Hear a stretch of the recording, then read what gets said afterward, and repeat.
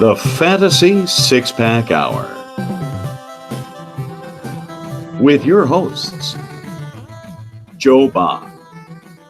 You're awful. And A.J. Applegarth. It's Sin Shu Chu. It's a mouthful.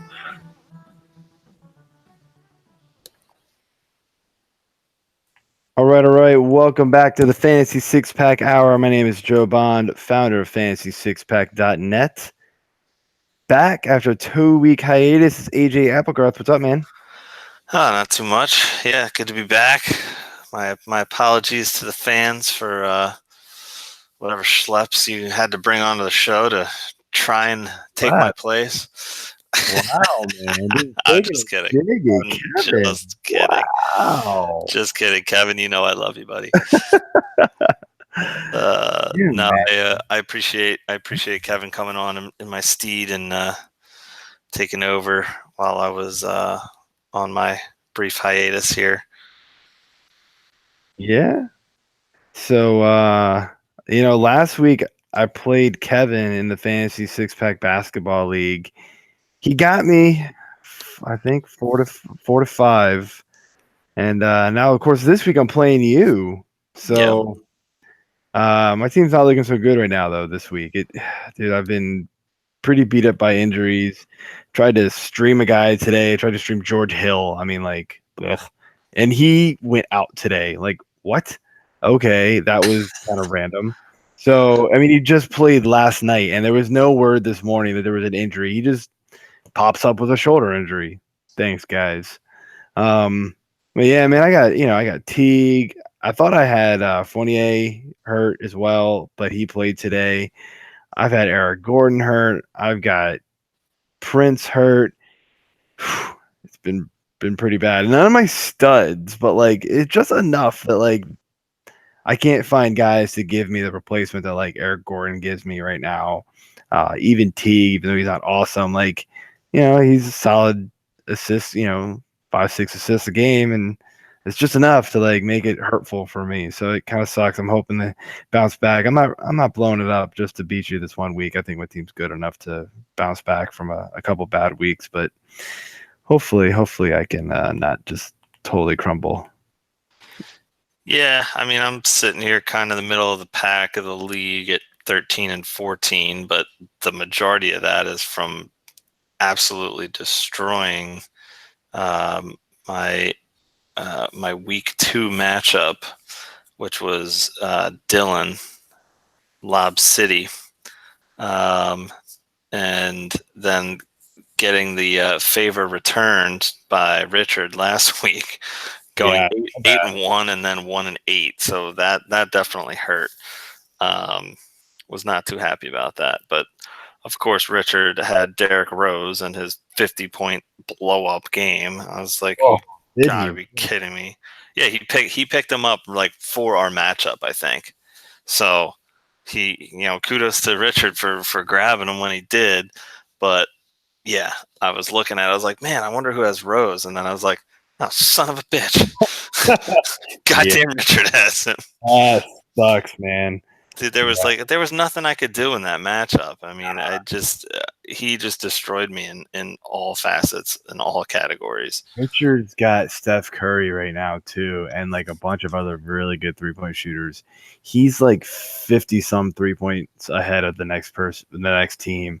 And as of mid last week, I don't know if I still am, but yeah, I'm in pretty good shape in 3-pointers, and he's demolishing me. He's at 268 right now. You're at 197, and I'm down in 5th at 172.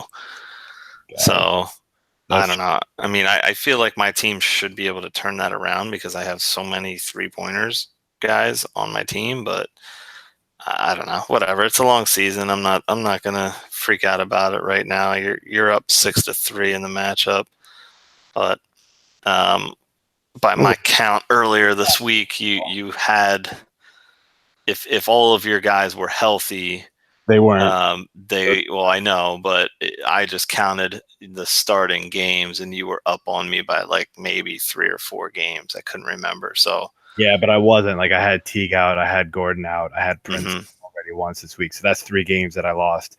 And I've got Teague out again today. I think Prince is playing. But yeah, either way, man, it's Yeah. early basketball woes. It's funny, but so be it. So before we get started, I want to ask you this. So my work league, right? Funnish league. A bunch of guys that aren't super into it. A couple of us are, but there's this guy who, the years before I joined, won 2 years in a row. He's actually a Dallas Cowboys beat writer. So he knows his stuff, right? And he won the league the 2 years before me. I kind of got recruited as like hey, you got to help us take out this guy. And I was like, all right, really? But anyway, so this year he's in second place again. And this past Monday, I get an alert, trade accepted in your league. And I was like, oh, interesting. I didn't realize people trade in this league. And so I check it. It's between him and the absolute dead last team. I'm talking 1-8 out of the playoffs. Team is toast. And I'm like, are you serious? So first I was like expecting some like stupid, completely lopsided trade. Mhm. To be fair, it's actually not a bad trade. Like on paper, it's a good trade. So the team that's in last place is giving up his quarterback, Derek Carr, which I don't know why he owns Derek Carr in the first place. Yeah. Okay. He's giving up Odell Beckham Jr.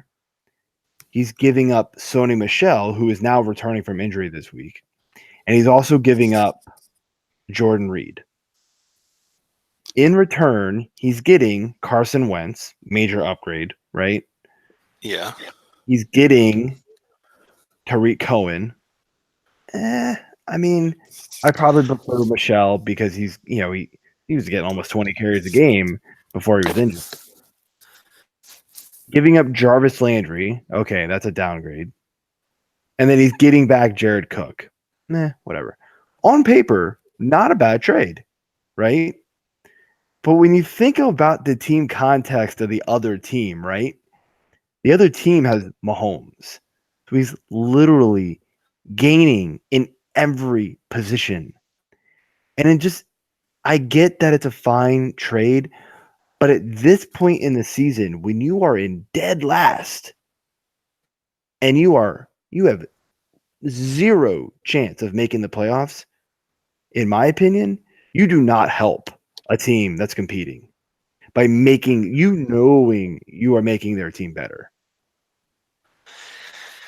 So it's interesting because the trade that I was talking to you about earlier today in my own league is, I don't really want to call it similar. It's a similar case in that.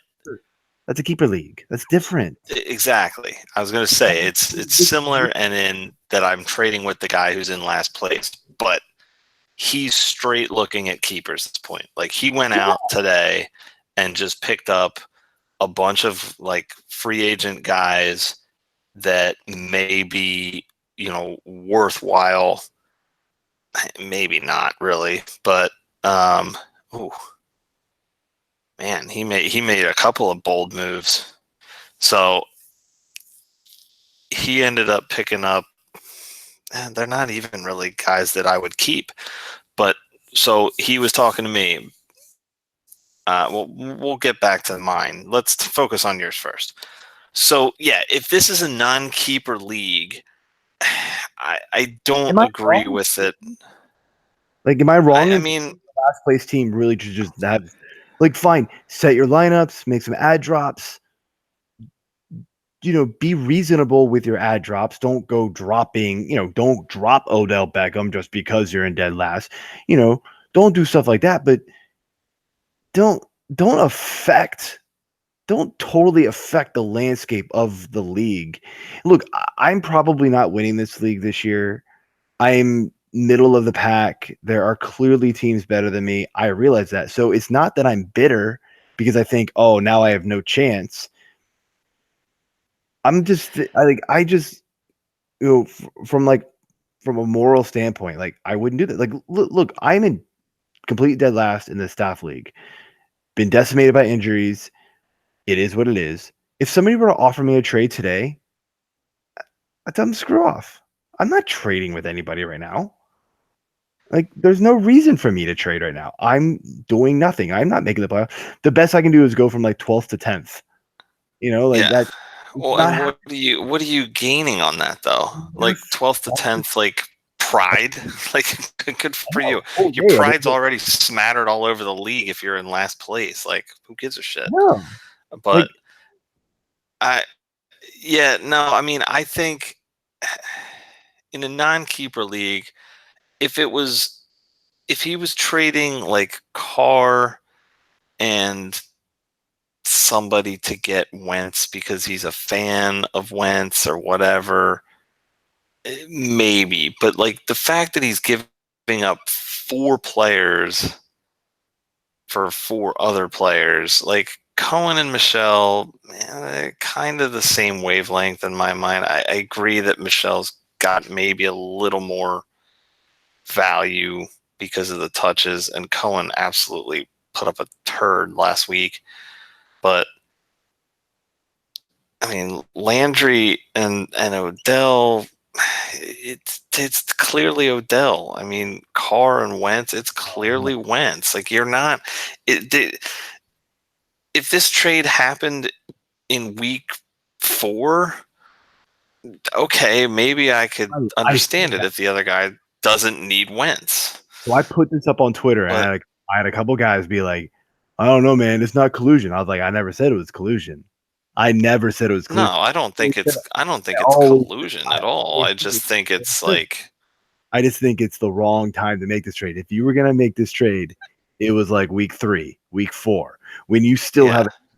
Because this might actually improve his team overall, but it's too late. It's too late. It don't matter for him. That's my point. Yeah. And you have 100% made this other guy's team better too because of his quarterback situation. He didn't need Wentz, and he was never starting Wentz. He got through the Kansas City bye. It don't matter for him. Yeah. So no, he didn't get through Kansas City's bye. Their bye is week 12. Either way, man, it don't matter. But still, really looking at the playoffs. But yeah, what's the guy? The guy's going to start Derek Carr for 1 week. He'd be better off dropping him and finding somebody else. I was looking at the waiver wire and I was like, I mean, Andy Dalton's not fantastic this week because A.J. Green, but Andy Dalton is sitting there on the waiver wire. Like, yeah, why weren't you streaming quarterbacks if you wanted to improve your quarterback? Like, I did it a couple of times this year, and it worked out pretty well for me. So it bothers me. It really does.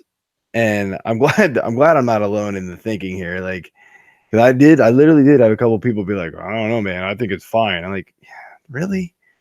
I don't like, and that's why, like, to me, trade deadlines for fantasy like need to be this week or maybe even last week, because that would absolve this whole situation. Like, they would have had to have made this trade last week, right at the deadline. And then even at that point, it's like, well, the guy would have to win this past week. And then, is it too little too late at that point? Probably. It's possible to go undefeated the last 6 weeks of the season, but it's highly unlikely because you're probably going to play somebody's team who is way in the tops of the standings. And that's what happens with this guy in my league. Like, I play him one more time, and like he's sitting at 1-8 right now. He's new to the league this year, so he took over my brother's team, and his keeper selections were decent coming into the year, but he drafted well. I thought he had a good team, but he just was getting blown out in games, like or lost a couple close games. So his record reflected that, unfortunately. So now he's in the position where he's trying to better his team for next year, which I 100% agree with, especially since I'm trading with him. But, you know, I'm giving up. So the deal that we pushed through is I'm getting Christian McCaffrey, who has next year a first round keeper value. And I gave him straight up David Johnson, who is a 7th round keeper value next year, which, I mean, I think that I lose the value on it, but I'm all in this year. I'm already 8-1. I'm in first, and I'm blowing everybody out in points. I think I have at least 3 weekly high scores. So the point of this is that, look, in a dynasty league, this kind of trade makes sense. Look, him getting DJ is a hit for him this year. You getting Christian McCaffrey is a plus for you this year. Like, clearly the trade favors you. But next year it hurts me because next year he's sitting on DJ for a 7th rounder. Like, that's huge. Phenomenal. I don't care how bad of a season DJ had. He's going way before the 7th round again next year. Oh, absolutely. No, that's it's great value for him. All the time in dynasty leagues, there's literally nothing you can do about it because that's what happens. That's how teams build for the future. So that is fine with me. In redraft leagues, the answer is no. And I'll say that Kevin made up a good. He goes, next year because this has happened a couple of times in leagues I'm in. Next year, I'm implementing a rule. The minute you are eliminated from the playoffs, you can no longer trade. I went, oh, that'd be fantastic. Can I do that? Like, I don't know how. I think you should be able to do that. I bet you anything, though, if I try to do that kind of thing in this league, like, everybody's just here to have fun and whatever, and it's very low key. I tried to implement a couple different rules this year, and a bunch of them were like, no, we don't want to do that. Like, I even tried to make it so that it, like, first and second place got prize money, to where this year it's like first place only. I got second place last year, and I was like, are you kidding me? I don't get any prize. I didn't even know the rules because it's so like nobody explained anything to me. I just joined it. I got second place and got nothing. I'm like, that's garbage. So I was like, and everybody was like, no, we like the way it is. Like, you don't get first, you don't get anything. I was like, really? Like, we're here to have fun. Like, I kind of thought y'all would be cool with that. But, okay. Yeah. So these guys, I don't know, man. They're like set in their ways. Like, it's weird. So I'm just gonna leave it be. Anyway, man, let's move on with the show. We got a lot to talk about. So I'm gonna have to open up with it again, man. Le'Veon Bell. So there's a lot of news coming out, and so he's left Miami. I think he's in Pittsburgh now. However, I'm now hearing from a bunch of different places on the internet that he actually does not have to report to the team this year to have his year counted. That he will now, because he has enough, I don't know what it is, service years already, he will, if the Steelers want to tag him next year, it will cost them $25 million. It is counted as a 3rd year tag, instead of, they thought that if he didn't come back this year, it would be they could repeat the 2nd year tag. So I don't know, man. I don't think Bell's playing this year. Now, after hearing that, I think he's out. Okay, well, devil's advocate, do you really think that they're going to want to tag him and keep him? Like, why would you want to? All he's done this year has been a massive distraction. Granted, Pittsburgh's playing good football. No, that's the point. There's no way they tag him for $25 million next year. I almost doubt they would tag him for a 2nd year pick again, or 2nd year tag value again. My point is, though, is that was a much larger risk for him than it was him just coming back, because everybody was saying he had to come back by week 10 or whatever it was, and in order to get to have this year count so that he would have to go on the 3rd-year tag next year. But now I'm hearing that that's not the case. It doesn't matter. It's just still. Well, I don't think he's. See, I don't agree with that at all. I mean, I think if he doesn't play a single down of football this year, I mean, I get that he hasn't even signed the tag this year. No, he hasn't. But it doesn't matter. So, I don't know the rules. I haven't read the rule book. I'm not gonna lie, but I just read different things on the internet, and I think it was The Athletic was the first place I read it just a couple of days ago, and they were the ones that came out and said, like, there was a bunch of confusion about the rules and whether or not this year would count for him if he did show up, and we are now reporting that it doesn't matter for him. No matter what he does, he will have to be tagged at the 3rd-year tag price next year, and he cannot be retagged at the 2nd-year tag price again. So it doesn't matter. He's not coming back at this point. Like, I don't see any reason for him to come back. So those of you who took a chance on James Conner, you got gold the rest of the season. Congratulations. Yeah. Great I'm so pick. mad at myself for not going out and grabbing him in every single league. But I mean, we didn't know that was the case. We thought he had to come back and play. So a lot of us, everybody in the fantasy industry that I know was under this same impression. So I don't know. I mean, you think there's any chance that he comes back at this point? Or you just, I mean, what does he have? Why would he? Pittsburgh doesn't need him because of how well Connor's played. He doesn't care about that. No, I know, but yeah, he doesn't care about that, but the team does. I mean, if they get him back, great. But if I were Pittsburgh and he decided to come back, I wouldn't even play him. I wouldn't play him. Or if you're in a blowout game, then you can put him in at the end. Like, he gets garbage time. That's all he is. I guess, yeah. I mean, this whole thing completely backfired on him. He thought he was the smartest cat going out there, not signing this tender and trying to preserve his legs and, push for the trade. Where were all the trade suitors? Nobody wanted to pay that price for him. Nobody wanted to pay the cap number for him. I mean, even if the Eagles, I didn't want the Eagles to trade Nick Foles to go get him. I mean, I'm probably the only one, but I was gonna say, dude, I mean, really? it's a loyalty thing. I mean, Nick Foles won us the Super Bowl. I mean, and it's the only Super Bowl we have. Granted, we got there because of how well Carson Wentz played, the first umpteen weeks until he got injured. But,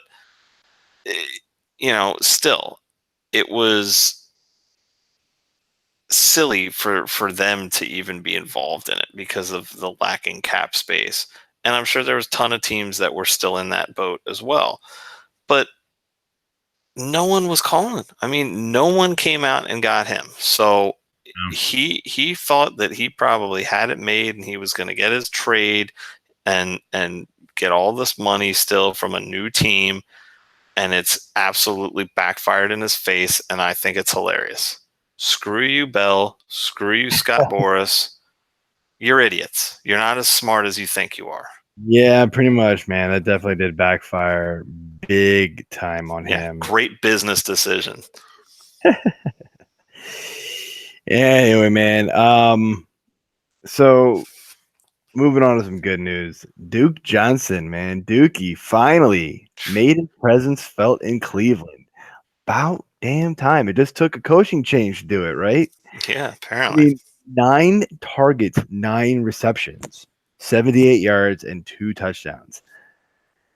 I mean, is this just a sign of things to come for the rest of the season, or are they going to just forget about him conveniently again? I mean, I hope not. I think it'll be interesting to see what they do from here on out. I mean, I'll be the first to admit that I was, all on board and all in on Cleveland this year. I believe there may or may not have been a quote of me saying they would win 10 games. A little overzealous on that. That's okay. Bold predictions are bold predictions for a reason. Hey. But hey, dude, when they started the season 1-1-1, there was a lot of hope. And they could have very well been 3-0 had they had a good kicker. You could have been Well, exactly. I mean, that's just it. That's my whole point with that. But that's not where they are. They're back to being Cleveland, albeit with a lot more talent. And Duke Johnson is part of that. He is a talented back, and he needs to get the ball. He needs to be deployed as this, backfield passing threat that he's been known to be. So I think they got to keep running the ball through him, really. I mean, Chubb's been pretty decent, but I feel like he can be the running guy that the Crowell, that they had, and then let Duke be Duke, man. Yeah. No, I totally agree with that one. Yeah. So another running back situation that is, we had high hopes for Mike Ingram after he got back, after he came off the suspension. A big first game, 16 rushes, 2 touchdowns, 53 yards. It's not gone well for him since. 12 rushes, 13 rushes in the next 2 games after that. 32 yards, 63 yards. And then this past game, 9 rushes for 33 yards. There's been no touchdowns since that first game. What do we think about Mark Ingram going forward? I think he's a waste of my draft pick, and he's a waste on my team right now. Yeah, I'm kind of absolutely beside myself for specifically going out to get him just to screw you. You're the reason that I did it, because I knew that you drafted him in another league in like that 6th round or something. I was like, I'm going to do this and screw Joe. And then he screws me and made the only loss I have in the league that I run is because of that game. I had Kamara and Thomas, and neither one of them did shit because Mark Ingram was getting the ball every other touch. So that loss helped lose me the game. That's brutal. Well, Kamara, Kamara got like 4 or 6 points for me, and Ingram's sitting there on a 28-30 spot. Yeah, that was Kamara's points that I needed to continue my reign of dominance, and it didn't work that way. So I'm a little bitter about that, as you could probably tell. But yeah, I mean, in the F6P league, he's killing me, dude. He's absolutely killing me. I lost that game that he blew up, I think. I forget who I played, but I was already getting blown out. I have him and Kamara, but Kamara's been great since. And here's Ingram. I'm not even starting him this week, dude. Yeah, this week, I don't know yet, but I do own him in a couple leagues, and I'm probably going to put him out there in at least one. But anyway, yeah, I am worried about Mark Ingram. Not going to lie. I don't think with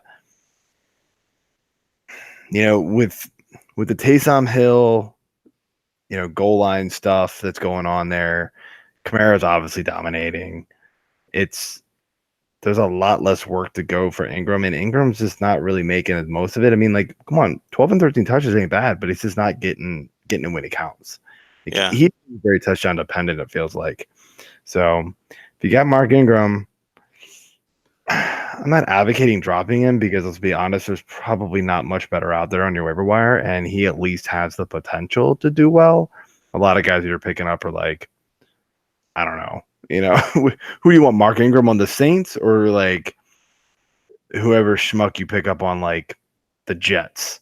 I mean, let's be real. You're probably going to take Mark Ingram. Oh, yeah, obviously, but I do it with anger. All right, so we had some trades go down while you were away. And first off, okay, we did not get your opinion on the Golden Tate trade. What do you think about that trade, man? I love it. I mean, I know that the Eagles needed secondary help more than anything. I was really hoping that they would have found a way to make a Patrick Peterson trade work. But dude, I love getting Golden Tate. We needed a receiver too. I mean, we're sitting there with Alshon now that he's back and healthy. He's been playing really well. And I mean, Zach Ertz is our leading receiver, and he's the tight end. So, they still have Goddard, who's been pretty good as well. But bringing back Jordan Matthews was a nice move because he's familiar with the system. But he hasn't done a whole lot in his return. Aguilar's been, down this year from what he was last year. I mean, he completely broke out last year. Yeah. He was going to be good but with Jeffrey out, and he was just a target hog. Well, exactly. And I think, now getting Golden Tate gives us, him and Jeffrey, put the two of them on the outside and put Aguilar back in that slot role that he was so successful in last year. And that's going to be a powerful receiving core. Oh, and then you have quite possibly the best tight end in the league, maybe behind Kelsey, in Ertz. I mean, Ertz is on a ridiculous pace this year. So I just think that it's a great get. I'm hoping the defense can figure it out and get better. But I mean, Jalen Mills is just getting absolutely crushed on every double move that comes his way. So yeah. So I wanted to give you your opportunity to talk about that trade because you hadn't had a chance to talk about it. But what I wanted to bring up these trades for was to kind of give our it's been 1 week since we've seen two of these trades at least, be in action. So Golden Tate obviously going to Philly. We haven't seen Golden Tate play yet, but we've seen what the Lions look like now, and specifically Matt Stafford. Now, yes, it was Minnesota. Minnesota came to play, bro. They've looked good. Yeah. But Matt Stafford, I mean, 199 yards, no touchdowns for the first time this season. And I mean, he got sacked 10 times. I mean, like, Golden Tate is not, in my opinion, he's not a game changer, right? He's not, he's not your downfield threat type of guy, big play, gonna dominate an offense, but he's a really good safety valve for Matt Stafford. So two things to think about here. So one is quick thoughts on Matt Stafford the rest of the season. Is this just a 1-game hiccup? And then who's getting the targets that Golden Tate gave up? Is it going to kind of go more to Marvin Jones and Galladay, or is it going to go to Riddick, who we saw clean up in the passing game this past week? I mean, I kind of like them going to Riddick. I think it's going to be a combination overall. But, yeah, I mean, initially I went out and I traded for Marvin Jones in one league. I picked him up in another couple leagues for whatever reason. I don't know why he was dropped. Probably because I was talking about him should be dropped. But I'm glad that I didn't drop him in the lone league I owned him in, and then I got him in 2 other leagues because I felt like he was going to benefit the most. Galladay's been he started out real hot and then he kind of cooled off and the targets weren't there as much. I mean, Tate was always getting targets. So I think that it was a little bit of an opening for Galladay. We still have yet to see it. Again, it's only been 1 week. So, I feel like we need to give it a couple more weeks, but I definitely like the upside for Riddick for sure. Yeah, I have to agree. It's funny. I was holding on to Stafford for a couple of weeks in a couple of my leagues where I've got Cousins, knowing that the bye week was coming up this week, and yeah, I don't love it now, man. I'm like, ugh. I know it was always the Bears, and that was always kind of like a iffy start, but you're thinking it's Detroit. They just pass a ton, and it's at least safe. Now I don't even know if it's safe. So, but I got nothing else out there. I mean, I'm looking at like Nick Mullins. No thanks. Sorry. I know he had a great game, but no, I'm not doing that. Yeah. No, I'm good. So another trade that went down, NFC East, Amari Cooper to the Dallas Cowboys. We did talk about this one, but we saw the first week finally with him. Started off great. 2 catches, a touchdown, first drive. After that, yikes, not so much, man. I mean, what are we feeling for Amari Cooper going forward? I mean, I've said it in probably almost every one of my betting articles that I've written about how Dallas stinks.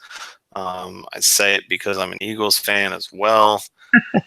Dallas stinks. I'll say it because they proved it yet again Monday night. Dallas stinks. Amari Cooper stinks. I mean, this guy is just enigma on fantasy teams. He's so inconsistent. I like that he scored. Congrats on that. I mean, but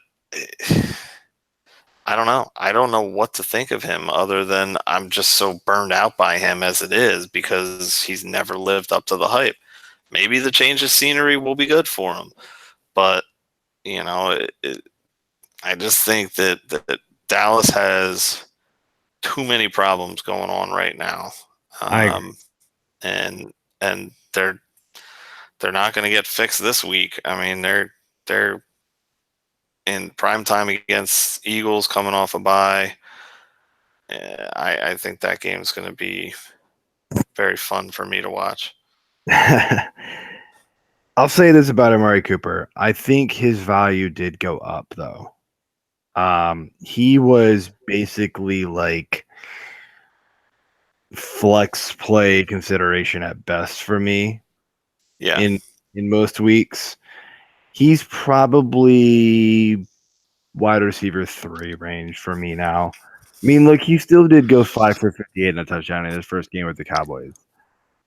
I mean, his stats were good Monday, man. I'll give him that. I'm glad he scored. I'm glad he provided some sort of a spark. But and I mean, he could have a good game this week because again, Jalen Mills sucks. So, yeah. I mean, it's feasible to see him string together 2 double-digit point outputs and possible back-to-back scoring games. Right. But I mean, overall, I do agree that it is a bump for him. But yeah, I don't know. I'm still not interested. I get you. I'm totally with you on that. I'm not super interested in it. So an ex-Cowboy that I did not think we would be calling his name this year, Dez Bryant, signs with the New Orleans Saints today. This one, not gonna lie, surprised me. I know they lost Ted Ginn, Traquan Smith, Cameron Meredith. They're not really getting the job done. But the offense is still rolling. So from a football standpoint, not fantasy football standpoint, I kind of question the do you really want to bring in somebody like Dez into your locker room? Like, this guy's clearly not got his head on straight. Maybe maybe Sean Payton and Drew Brees, keep him in check and it won't be a problem. Oh man, Dez is Dez though, man. I just feel like the second he sees Michael Thomas go off and Amari Cooper go off and he's got 2 catches for 40 yards at best, he's gonna be like, where's mine, man? Where's mine? I'm the guy. No, you're not, Dez. You suck. From a fantasy football standpoint, I have my reservations as to how impactful he can be. No, he's not going to play this week. There's almost no chance. So maybe starting next week he does. But I don't worry so much about like what Dez is going to do. Like, I hear some people be like, "Oh, he's gonna be wide receiver 2 the rest of the way." Like, no way. Maybe wide receiver 3. Like, he's probably falling at best into like the Amari Cooper range, where you're like, "Do I really want to do it?" Probably not. But I wonder how much it's going to affect Traquan Smith. Not that he's been awesome, but Traquan has still been getting targets, and so I wonder if like he's just an afterthought now at this point. Yeah, I mean, he's been pretty good since Ginn went down, filling in. But I mean, like you said, him and Meredith are just not getting it done. I mean, they had a lot more hope for Meredith, I guess, coming in, and he just hasn't put anything consistent together at all. So I think it's a good get for New Orleans. Assuming that this whole process has somewhat humbled Dez. I agree that it's probably tough to do that, but it could only be a few games where he starts getting into his whole, why not me bullshit that we've seen. But I do think overall that this is just another, weapon for Drew Brees, and he's got a whole arsenal of them right now. So, I mean, we know he likes to spread the ball around, and Dez just has to get on board with that, and we'll have to see if it happens, but it needs to for him to be successful. The other thing to look at here is that this is only a 1-year contract. He wants to come back in and prove himself that he's still capable and that, he can be the guy that he was from, 2012 to 2014. And, this could be like a job interview of sorts for him for next year. So if he can keep his mouth, if he can keep his mouth shut and, stay in line, and who knows, New Orleans may really like what he brings to them, and, he may really like what they give to him. So he could maybe re-sign with them if all goes well. But, I really feel like they're Super Bowl or bust right now. They've already knocked off the top team in the NFC last week. I mean, that was an awesome game. So, I mean, they're just a force, man. Ever since they lost week 1, they haven't lost again. So, yeah, been impressive. I think it's going to be good. I mean, they still got to play the Eagles, which I'm worried about that game. They get Dallas, which I'm not worried about that game at all for them. And then they have, I think they're playing Atlanta on Thanksgiving, maybe. I think that's the late game. I forget, though. Well, we have yeah. It's always Detroit and early on, but yeah, it's gonna be interesting. Like I think they're definitely like if they can hold on to home field advantage, I think they're definitely the team to go through now because their home field advantage is just way too good. Anyway, man, let's move on to some injuries. Got a lot. A.J. Green has a toe injury. He's out a few weeks. There was talk that he might be out for the season at one point, having to get surgery. So that was pretty worrisome. You still just kind of wonder if it's going to linger the rest of the season for him. So that's a big blow for fantasy owners in week 10. I mean, that could linger right into the playoffs. Geronimo Allison on the IR with a core injury. He's getting surgery on that. He's done for the year. Raheem Mostert, he's on IR with a broken arm. I don't usually mention like O-linemen, but the Skins lost 2 of them this past week, and they were already down Trent Williams. So they're now down 3 offensive linemen, and that was a big strength for them. And obviously one of the reasons why Adrian Peterson was having such a good year. And we just saw Atlanta just shut that down this past week, especially after all the injuries. So this really hurts Adrian Peterson and knocks him down almost a whole tier, in my opinion, of running backs. So it's pretty brutal for Adrian Peterson. Chris Carson is dealing with a quad and hip injury at this point. I've also heard groin randomly. I don't know if somebody misspoke on Sirius XM today, but when I was listening to it, somebody mentioned a groin for him. I had not heard that anywhere. But he's dealing with some injuries. Sammy Watkins popped up on the injury report today with a foot injury. I mean, look out again, right? Like Sammy Watkins has foot injuries. This is just what we always hear from him. So hopefully it's not too bad, but I'm hearing there's a really strong possibility he could be held out this week. Doug Baldwin's dealing with a groin injury now. We always knew about the knee, but now the groin's popping up. So obviously something else you got to watch out for. Some good news, though. I talked about Sony Michel returning this week. He's back on the practice field. Very, very likely he returns. Leonard Fournette is back on the practice field, and he's likely to return this week as well. And then Gio Bernard likely returning. And then Dalvin Cook, he was a really surprise active last week. I just did not expect him to return, and he did. He looked good in very limited snaps, but he looked good. I think he's going to be somebody you might be able to plug in going forward. So are you tired of being crushed by the pros? DFS players and sports bettors, listen up.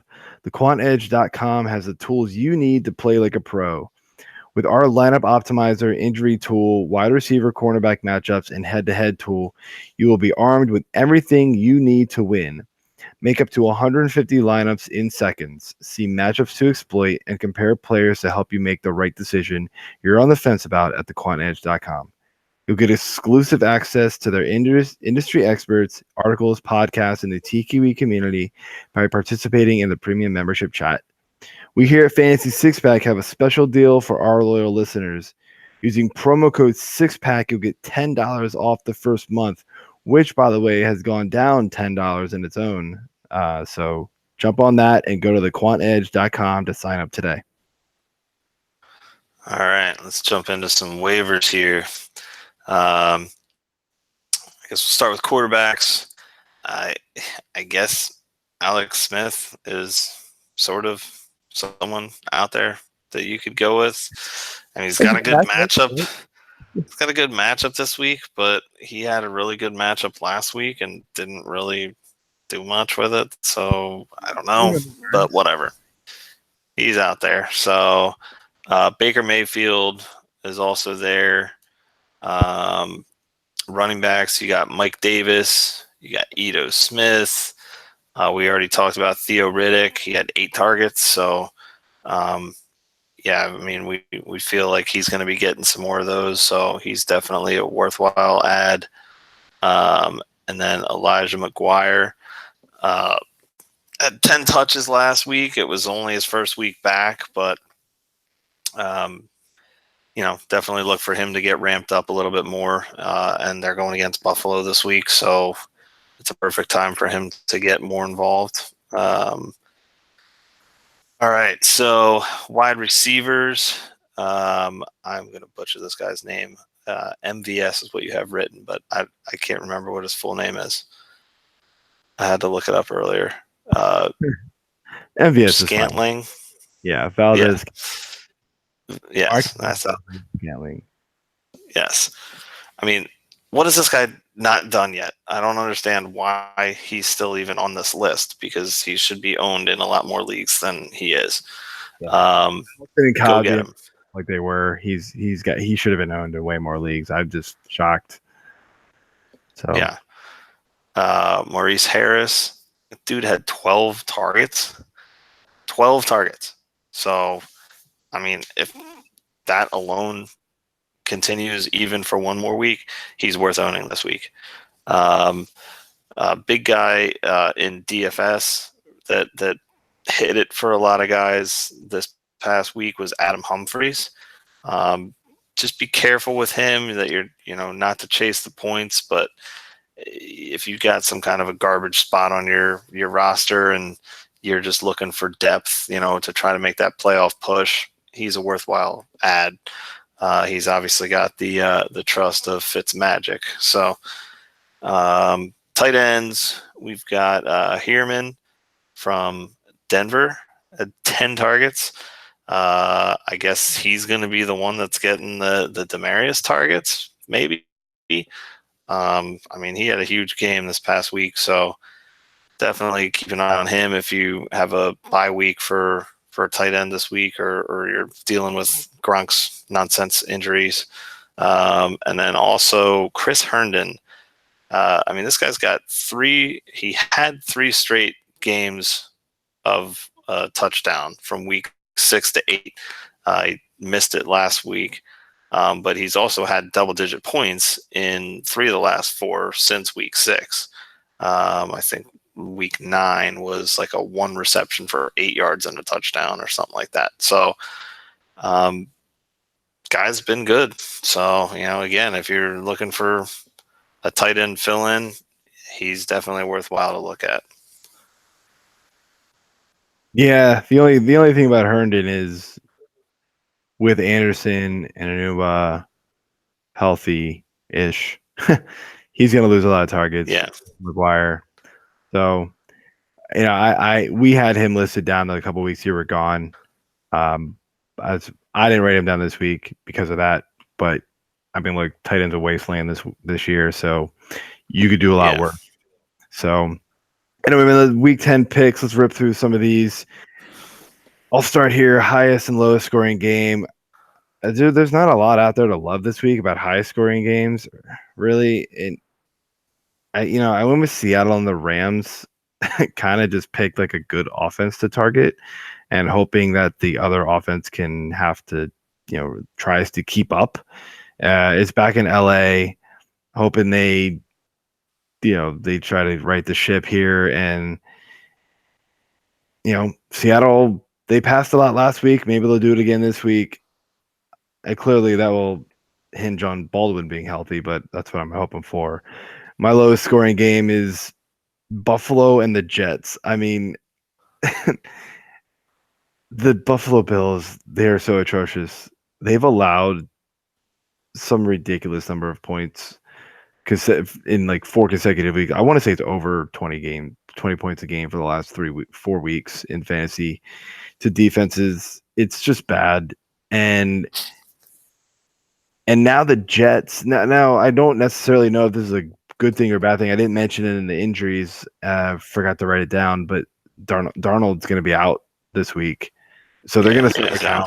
And part of me was like, oh man, that's going to suck for the Jets. And then I was like, I don't know if it really is, because he's kind of taken a step back since his early, semi successes and kind of some flashes. And McCown's a steady, good backup quarterback in the league, right? Like, he's had his moments. So I don't know if it's necessarily good or bad, but the Buffalo Bills defense is pretty solid. So I'm just kind of thinking this is a really down game offensively all around. Yeah, I mean, that was pretty much the game that I was going to put, but yeah, I decided I would just wait till the last game of the week and go with San Fran and the Giants.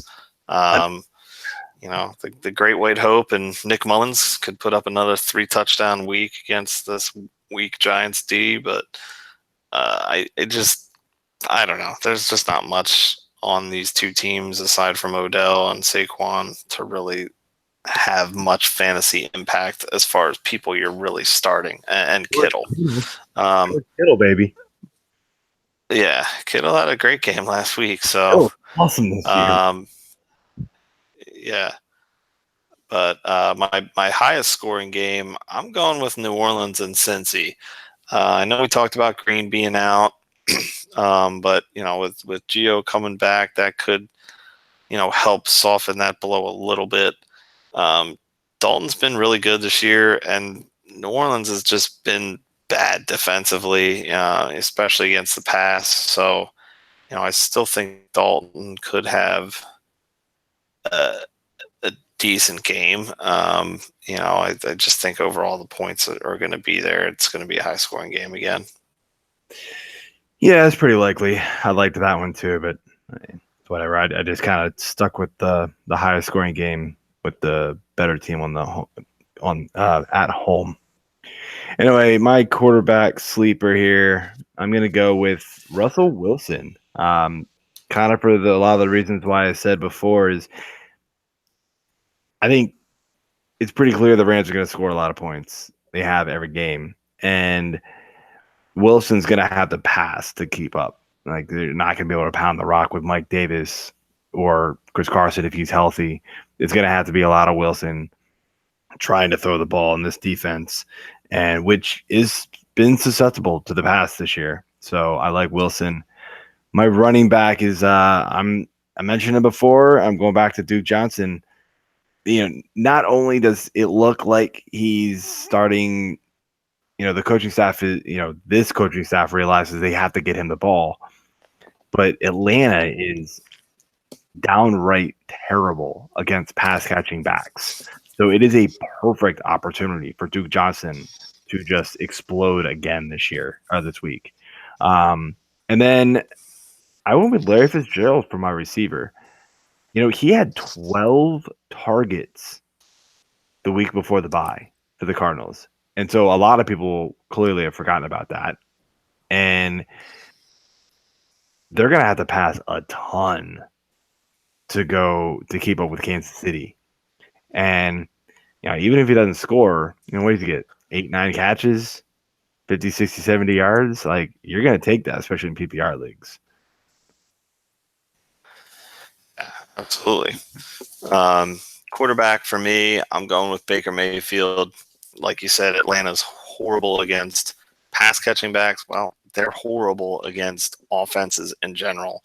And I'll touch on that a little bit in my Week 10 NFL betting pick 6 article. This is one of my highlight games, but I love Mayfield this week. I just think that Atlanta's got nothing against opposing quarterbacks. So running backs, I actually disagree with what you were saying about Mike Davis and Carson not being able to pound the rock, because the two of them pounded the rock to the tune of 184 yards against this Rams defense in the first meeting. Carson had 116 on 19 carries, and Davis had 68 and a touchdown on 12 carries. Neither one of them really did much in the passing game, but I like both of them to repeat. I mean, this Rams defense has just been getting gashed lately by running backs. So I think they are a little more susceptible. It's still a strong defense, but they've, given up 4 touchdowns the past 2 weeks and over 200 yards. So, 2 200-yard games. And then my receiver is Tyrell Williams of the Chargers. We've seen it from him before. Dude just gets involved and gets deep balls and scores. So, I like him to have a big game against a very weak Oakland team this week. See what he can put up. Yeah. So my bust of the week for quarterback is probably not one you're gonna like with the highest scoring game. I'm going Drew Brees, man. The road home splits are definitely for real for Brees this year. He has 4 games at home, 4 games on the road, and according to Stat Route, he has 27.58 fantasy points per game at home to 18 on the road. I mean, look, not bad, right? But the other worry with Drew Brees is they should win this game. And if they just go up big, early, do they just start pounding the rock again? And this is where you were talking about Mark Ingram and like you're not going to use him this week. This actually might be a Mark Ingram game. The more I think about this game, this is one of those games where they get up by 3 or 4, easy, right? Yeah, Breeze might throw one to Kamara, might throw one to Michael Thomas, and have like 200 yards by halftime, but then like do nothing in the second half because they're just going to hand it off to Mark Ingram, and that's it. That's all they're going to do the whole second half. And I mean, we've seen it before, so these are the types of games that it happens.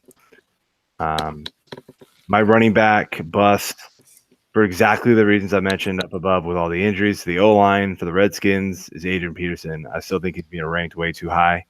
I can't get on board with him right now. It's nothing that AP is doing wrong. He's been solid as a rock this year, but the O-line is in disarray now for the Redskins. It's unfortunate.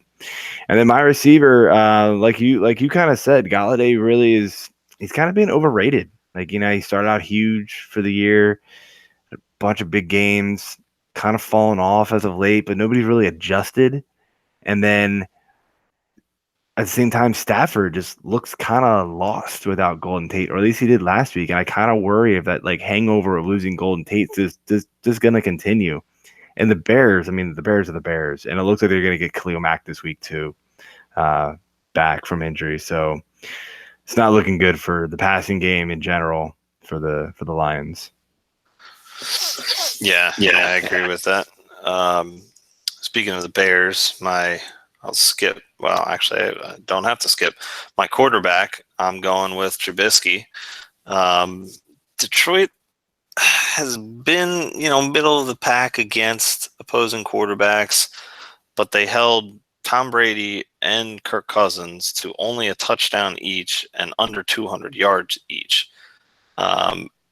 Every other quarterback not named Aaron Rodgers has been fairly mediocre, and none of them have surpassed 255 yards against Detroit. Rodgers is the only quarterback to do that when he passed for over 400 against them, but that's Rodgers. So I just don't like Trubisky much this week. He had a down week last week, and so did my running back is Tarek Cohen. It looked like Cohen was a completely forgotten, asset last week, and in a game that he really should have been involved in. I mean, Howard ended up getting, I think, 2 touchdowns. So, I mean, it was on your bench, as I said. Of course. Right? Of course. So, I mean, I don't know. Maybe it was just an outlier game, but I'm staying away from Cohen this week. And then receiver-wise, I'm staying away from T.Y. Hilton because Jalen Ramsey and the Jags. Enough said. Yeah, I don't know though, man. The Jags haven't been quite as nasty as they have been in the past, but it's still not exciting to look at that matchup and think T.Y. is going to go off. But all right, man, defenses to stream. I mean, it would have easily been the Jets, but their ownership skyrocketed overnight. Yeah. After this pass. But it's clearly you want to be going against Buffalo every single week.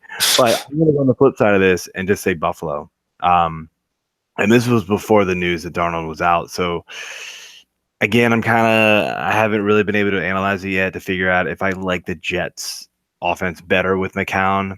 But overall, I still don't think they're very exciting. And Buffalo is a solid defense, and they should be able to do some damage. Yeah, I was debating on going with the Jets in my DFS slate, or I'm sorry, not the Jets. Last week, I was debating on going with them against Miami, and Miami clearly turned out to be the better defense to own. So I could see Buffalo kind of doing the same thing again this week, but doubtful. So I'm going to go back to my worst game of the week here as well and pick the San Francisco defense against the Giants. I mean, the Giants, I believe, according to in Yahoo leagues, have given up the fourth most points to opposing defenses, and the majority of points given up have been double-digit points. So, yeah, San Francisco FT dubs.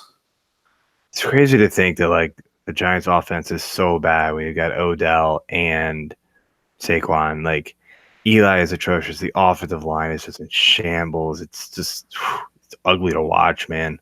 Yeah. Get a lot of good Eli faces though. I love getting those. I put a few of those in my article. Nice. Yeah. All right, man. Let's finish up here with my favorite segment. Beer. Beer of the week. I'm gonna go with a Dogfish Head 90-minute Imperial IPA, man.